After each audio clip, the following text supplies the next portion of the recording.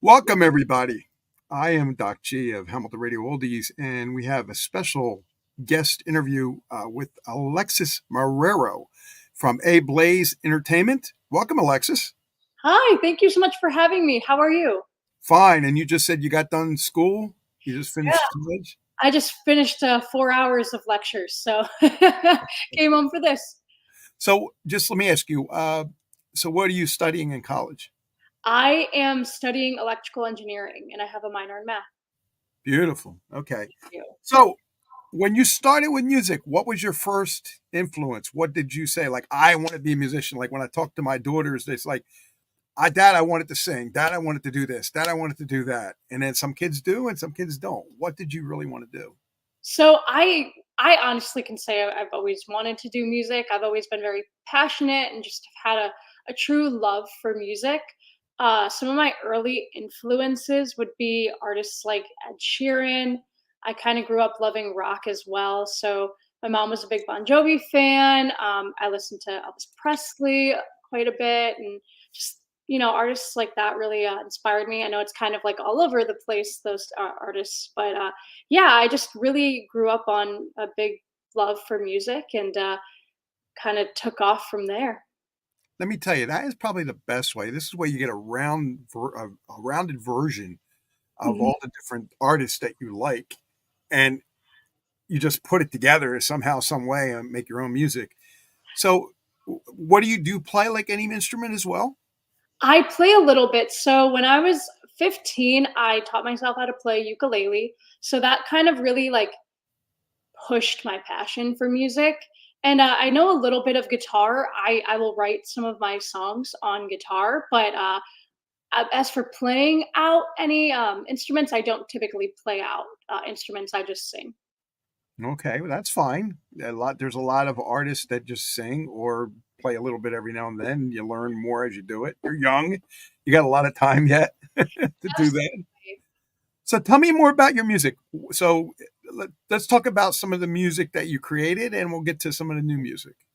Yeah, so my music has kind of evolved over the years. When I started, it was very like Ed Sheeran kind of pop, and then I tried out different genres, a little bit of like EDM pop, pop with an R&B flair. So there was a lot of different things I worked on in the past, but over the past 2 years, I've really solidified myself in the pop rock realm, and Okay. I really love it. It feels like home, in terms of finding myself as an artist, and it's extremely fun to play out that kind of sound. So, yeah, I kind of found myself as an artist there, and been really just growing and molding my sound from the past couple years, and just enjoying it. Well, that's wonderful. Thank you. So give us a little example of some of your music. Yeah, so over the past, well, between last year and this year, I've dropped kind of different things.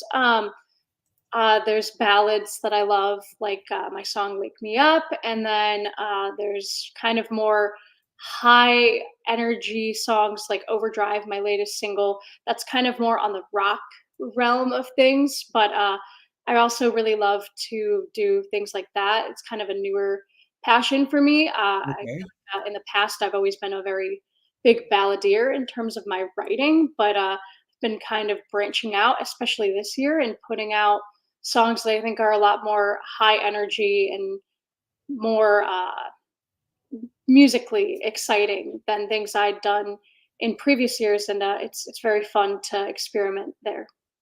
Very, very cool. So who's some of the artists you have are you working with? Are you working with other artists on your CDs and music, or is it just you're just doing it with a band? So yeah, right now I'm just doing it with my band. They'll help me with coming up with kind of like the composition end of things, and I do all my own lyrics and melodies over the past couple years. So it's kind of just me, and sometimes I'll involve my band in the writing process. Very nice. Thank you. So one of your songs, let's talk about one of your songs. Go through the songwriting process for me so people can understand. Do you get the music first, or you do the lyrics, or you just whatever comes comes? I honestly love this question because I think everyone has a different Yeah. answer. For me, I'll be honest, I've I've written always. I've written where I start music. I've written to tracks, or I'll start writing on guitar, or my band will start the music, and then I'll go from there. And then there's been other songs that I've written where it's like I kind of started with the melody and or the lyrics and built it up from there. The easiest way is probably starting with the music and then being inspired from there. But sometimes I'll have an idea that I just can't let go of, and I have to just kind of explore that before worrying about the music because it's it's all ends are important, and whatever flows first for me is kind of where I start. But like for example, we could talk about my latest single, Overdrive. We started out, I had my drummer and my bassist, who also plays guitar. They were over. We started writing that. They started creating the music, and then they kind of went home. I took the music. I took a little video on my phone of them playing it, and I wrote the lyrics and the melodies, and then we came back together and put it all together and arranged the song. And that's kind of one example of how I've done it, but there's been all sorts of ways, truly. It's really funny, right? When you're forming or crafting a song, how things can just flow together without you even wanting it to, or you just go take a walk and now all of a sudden you got inspiration for that song from the walk. Oh, totally. The amount of times that I'll get inspiration that I can't even get to my phone fast enough, it's terrible. But I love that about music. It just kind of comes out of nowhere. Some songs kind of are a faster process than others. Like a song I put out last year, "Floating Away." That song I wrote to a track. I wrote it in 45 minutes. Then there's my song "Tears Come Falling Down." That was over a couple sessions with myself. So everything kind of works at different times, and sometimes I'll have an idea, and then I'll come back and be like, "Why don't we change the melody up a little bit, or let's try these lyrics instead?" And I love that. It kind of just comes together in time, and whatever feels right is right. And I always try to allow myself to know, okay, this is what I feel is right, and we just go from there. Now, there's a lot of things that happen with songwriters and musicians. They don't ever let the craft be the way it is. They always look for it to be perfect, Yes. and sometimes when you do that, you ruin the creativity of actually wanting to create the song in the first place. Oh, Uh, that's not what you do. You want it. You didn't entitle. You didn't want it to sound that way. You want it to sound the way you originally did it. Do you ever find yourself doing that? sometimes, yeah. I feel like, especially when I started out doing music, I was such a perfectionist. Even recording covers, it would take me hours to do. And over the past, I'd say, year or two, I've kind of tried to get out of that perfectionist mindset. I think it's important to put out the best work that you can always, but there comes a point where, as a perfectionist, you start to lose, like you said, the creativity, or sometimes it just kind of gets worse. Actually, if you keep trying to overdo it, and I've kind of worked on trying to let go of that and letting my work speak for itself, and just trusting myself as an artist and knowing, okay, this is what we're going to end up with, and just being proud of that.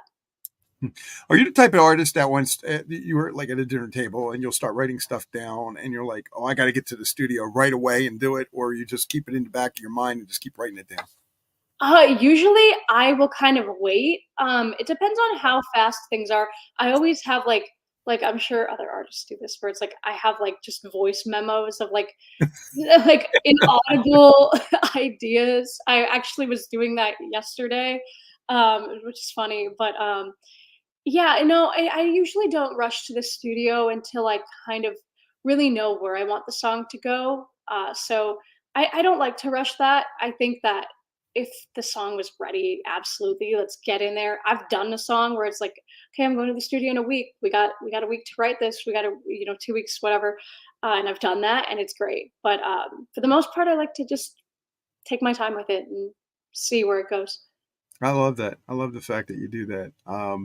I know as I'm creating some Christmas music myself right now, and Awesome. I just love the holiday, and I love the tradition about it, but I also love the quirky, weird, funny little ones that come out. And I'm trying to create songs like that because I think the traditional ones are great, but I think the people remember the funny ones more and they enjoy them more A because 100%. you know what I'm saying? Yes. Most definitely. I mean, things like, "I Want a Hippopotamus for Christmas," like, that kind Yeah, of stuff, it just exactly. it stands out. Yeah, yeah. Very, very cool. So, by the way, are you doing any holiday music? Well, I will be working on I probably won't be writing a Christmas song, but there definitely will be some sort of Christmas cover coming out from me this year. I don't know if it'll be on streaming services or not yet, but most definitely on my YouTube, there will be a Christmas cover. So I'm kind of in the process of actually figuring out what I want to do. So it's funny that you brought that up because I'm trying to figure that out myself right now. Well, it's funny too because a lot of my friends that are musicians like you, I asked them the same question. I asked you this question: would you use AI generated uh, different things? Now they said to me, they said I would never use AI, and I Mhm. said, but you did use AI on this because you even mentioned it in your CD. He said, yeah, we did. We just tried it to see what was working. But the thing is, you do as a creator whatever is going to give you the best sound, the way it sounds for you that you want it to sound, and you still get to create that. You're still like you're in the studio running it, but you're not paying for studio time. You're not paying, the band. The band can't all be there. They're all working late at night at the pizza place or something like that. Would you use AI at some point in your life to write a song or maybe make song better? That's a great question. In the past, my answer would be no. Right. That's what mine was. But yeah, like for little things, like I've used like um, AI in a sense of like helping me bring my ideas out lyrically, just like inspiration wise. But Mhm. production wise, I probably wouldn't need this. I if I changed my mind, whatever. But as of right now, I don't think I would, honestly. Okay. Maybe I can convince you. So, say you can't get into the studio for a Mhm. year or so. You've got a lot of songs that you really want to record and put out. How do you make that happen without AI? Very true. You see what I'm saying? Oh, 100%. Yeah, I mean, I'm in that case, if it's impossible to get anyone, sure. But usually I could at least get a producer or something to bring out the idea. So typically I'd say no, but in an emergency case, sure. And I've like in demos and stuff, I've used like AI kind of tools like an AI Right. drummer, and it's extremely helpful. That in that sense, it's so helpful. It brings your ideas out to life, and which is great. But final product, I don't know. You might change your mind. But anyway, R&B, you said we were talking about R&B. Would you is a lot of your stuff is still have R&B rhythm in it as well? Um, I wouldn't say so. Maybe like nuances. But yeah, I've kind of not necessarily straight away because I didn't like it, but I've kind of moved on in my career. And unfortunately, I never ended up releasing any of the R&B stuff. My mom and I still talk about it to this day. How there's so many songs we love from that, but I would say no. It's kind of just me blending pop with that rock edge, and if it has a little bit of an R&B nuance, I have no issue with that. I feel Okay. like certain songs I've done might have a little bit of that flair, but I wouldn't say it intentionally it goes in that route. Okay. So some of your new songs, you mentioned about Overdrive. What are some of the new songs you got coming out? So we're kind of trying to figure out what the next song is. There's a couple ideas floating around, but I don't have one completely selected yet. I've got a couple recorded, and I'm actually working on writing a bunch more right now. So we'll see what the next single is going to be. I don't quite know, but no matter what I put out, I'm really looking forward to it, and I hope other people can connect with it as they have with other music that I've dropped. That's awesome. That's awesome. Give an artist that's upcoming artist starting out some words of encouragement as what to do to get into business and how to keep going even if you're getting rejected. Yeah, that's like definitely a tough it's a tough industry to be in and navigate, and there's been times, that I've thought about walking away just over the years. It's very, it can feel demeaning in a lot of areas, but the best, pieces of advice I can give is just, if you believe in your talent, go for it. Be consistent. That's something I'm really working on as well, is just being consistent as an artist. Social media is your friend as much as it can be a pain sometimes. Social media is your friend, and use Right. that to your advantage. And just, you know, if you don't find your sound right away, don't feel discouraged. For me, it took many years to find my sound, and I think that exploring, genres and things like that, trying to find yourself can be a great way to do that. But then once you figure it out, narrow yourself down and really just focus on your artistry, and don't be afraid to be a little versatile, but definitely, just find yourself and keep pushing, because you never know. Time helps. I mean, for me, it's been years that I've been doing this, and I'm very excited about the direction that my music's been going in, and it wouldn't have happened if I walked away. So I think just being patient is another great point for people to really focus on. Well, shout out to Paula Ann of Ablaze Entertainment. How did you hook up with her? So what's funny is that when I had met Paula, I wasn't really looking for kind of, a management or, a team in that sense. But I was trying to put together a mental health awareness Christmas concert with a friend of mine that's an artist. And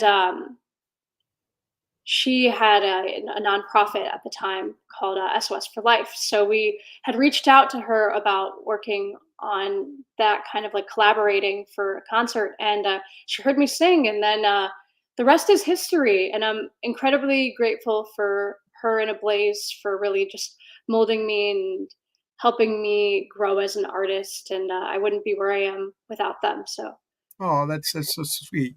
She's absolutely amazing. We know that, and incredible. Yes.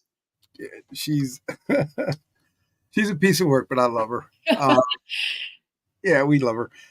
So all right, so let's see. Are you playing around your area anywhere, music wise?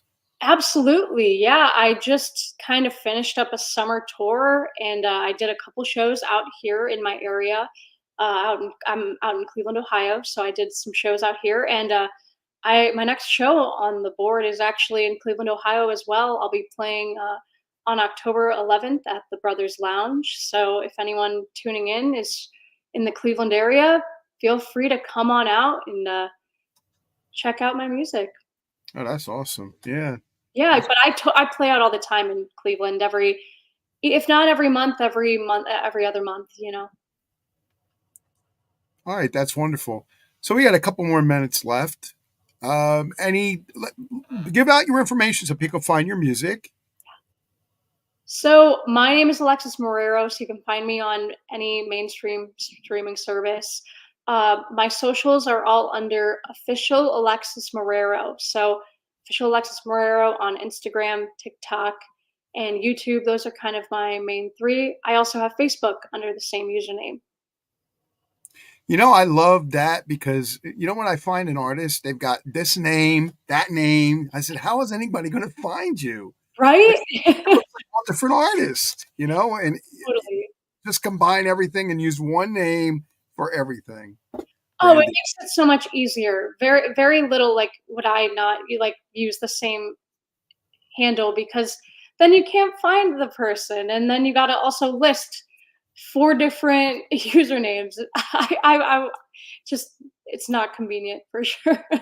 It's very funny, but it's crazy too. Hmm. All right. So, your advice that you gave, I appreciate that. So with anything coming up as far as books, TV, movies. Yeah, so I I actually Go ahead. sorry, I didn't know if it cut out or not, but, I You're okay. actually just started production. I'm going to be in a show called Sangra Negra. I'll be on season 2. I started Wonderful. shooting that. Yes, thank you so much. I'm very excited to be a part of the cast and the show, and I'll be, yeah, like I said, a part of season 2. I just started filming that in July, and we'll continue shooting that at the beginning of next year as well. But I'm really looking forward to being a part of that, and yeah, it's very something I never thought I would end up doing, but I'm extremely grateful to be a part of it and looking forward to exploring a new side of the entertainment world.